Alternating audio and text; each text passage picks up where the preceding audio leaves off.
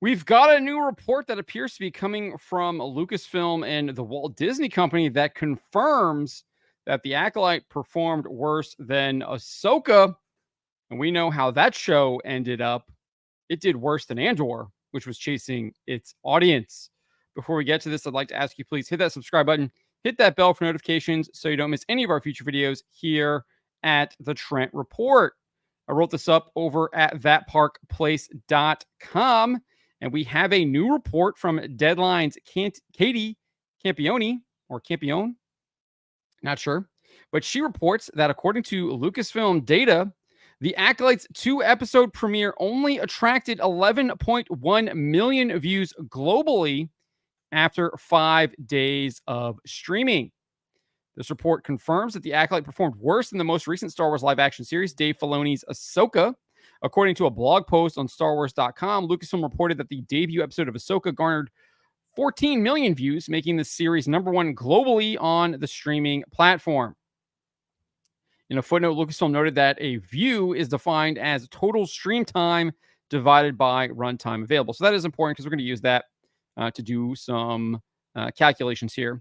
The total runtime for the first episode of Ahsoka was 56 minutes and 25 seconds. However, the series released 2 episodes back to back for its premiere.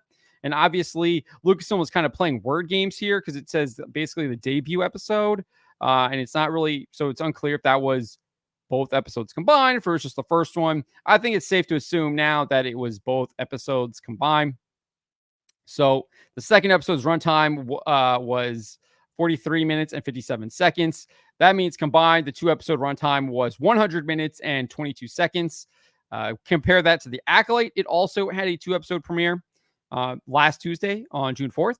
The total runtime for both episodes totaled 73 minutes and 55 seconds. That means the total minutes viewed globally for The Acolyte was around 820 million, while Ahsoka was likely around 1.4 billion minutes viewed. So that global number there for The Acolyte is important because we're going to put this into context here. This is the Nielsen data for when Ahsoka's 2-episode premiere debuted the week of August 21st to 27th, 2023. So just about a year ago. And Nielsen's tracking is just for the United States, North America. So I think they might do some in Canada, but it's obviously primarily the United States.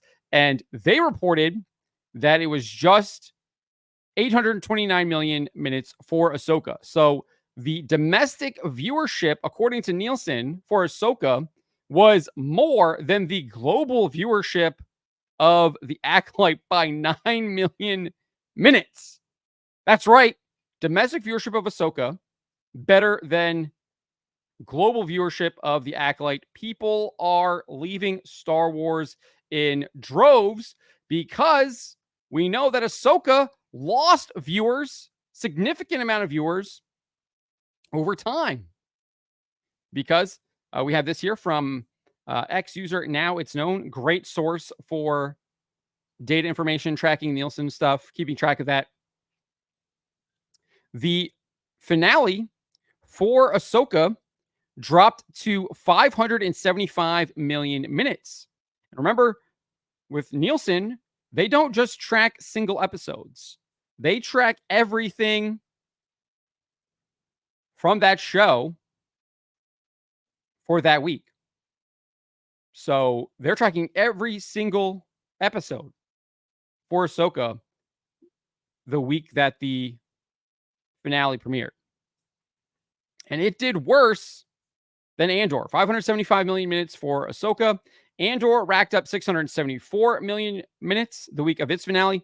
And so my guess is that people were actually seeing some kind of good word of mouth, I guess, a little bit good word of mouth for Andor, checking it out, binging it, etc. Whereas it looks like people kind of just noped out on Ahsoka. You might have had some people binging, but clearly not as much as Andor. And this is the key point right here, because Andor had a 3-episode premiere on September 21, 2022. And according to Nielsen, it racked up 624 million minutes viewed in its premiere. So 3-episode premiere, 624 million minutes viewed. When its finale released, 674 million minutes. So that to me shows that it was actually getting more people to watch the show compared to Ahsoka, where it's likely people were abandoning it. And this is important right here because we had Andor showrunner Tony Gilroy admitting that the show was chasing the audience. This is what he told Variety. I think I was surprised. I thought the show would go the other way, that we would have this gigantic, instantaneous audience that would just be everywhere. That's what one would have assumed back in 2017, before The Last Jedi, before we figured out what Disney Star Wars' agenda was, and people started tuning out en masse. However, this is what he learned. But that it would take forever for non-Star Wars people or critics or my cohort of friends to get involved in the show. So that's what he assumed. People who are uninterested in Star Wars would take forever to get in the show because there would be a ton of Star Wars people joining in. And that's what a lot of people would have assumed before The Last Jedi, before The Rise of Skywalker, etc., for Mando season 3, before the Book of Boba Fett, before Obi-Wan Kenobi, all the agenda on the Disney Plus shows that they pushed. And this is what he said. The opposite happened. We ended up with all this critical praise, all this deep appreciation and understanding from really surprising number of sources, and we're chasing the audience. Chasing the audience. He admitted that they were chasing the audience with Andor, and it actually beat Ahsoka. So that shows you how bad Ahsoka was, and Ahsoka's domestic premiere viewership did better than the global premiere of The Acolyte, and that shows you how poorly The Acolyte is. If Andor was chasing the audience, then you know Ahsoka was, and you definitely know The Acolyte is. And they're not actually trying to get the audience to come. They're literally chasing it away. That's what these shows are doing. They're chasing the audience away from Star Wars. We can look at some other comparisons here. The Acolyte performed far worse than Obi-Wan Kenobi, as well as The Mandalorian Season 2. Obi-Wan Kenobi premiered with two episodes in May 2022 and racked up 958 million minutes viewed in the United States, according to Nielsen. So way higher than 820 million estimate there for The Acolyte with Obi-Wan Kenobi. And then The Mandalorian Season 2 did 1.030 billion minutes, and it just had a one episode premiere in 2020 when there were way less Disney Plus subscribers on the platform. Like significantly less, like 30% less.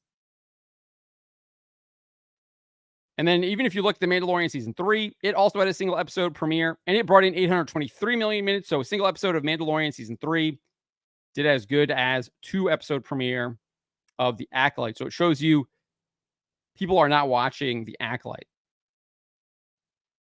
So I think it's abundantly clear the show is already a failure. It's also another piece of evidence that under the leadership of Kathleen Kennedy and Bob Iger, Star Wars is bleeding viewers and fans at an extremely rapid rate. While there is an abundance of blame to go on Kathleen Kennedy for greenlighting the show and Bob Iger for continuing to allow Kathleen Kennedy to greenlight Star Wars shows like The Acolyte, showrunner and former assistant to Harvey Weinstein, Leslie Headland, also bears a significant brunt, and she knows it. This is what she told the New York Times after she told Star Wars fans who oppose woke ideology that they're not Star Wars fans. She says, if it doesn't succeed, The Acolyte doesn't succeed, it's because of me. That's really scary to think about. And The Acolyte clearly has not succeeded.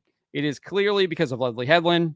And now she has to face that fear and ponder why people are rejecting the show. It's not hard to see. She's clearly pushing the gay agenda. It's all over the place. And apparently it's going to be even more in our face on the 3rd episode debut tomorrow night. But people are tuning out. People are not watching the show. We have confirmation from that from Lucasfilm and Disney. They gave this information to Deadline. Only 11.1 million views after 5 days of streaming. Global views, that is less than the 14 million views that they reported that Ahsoka had just last year.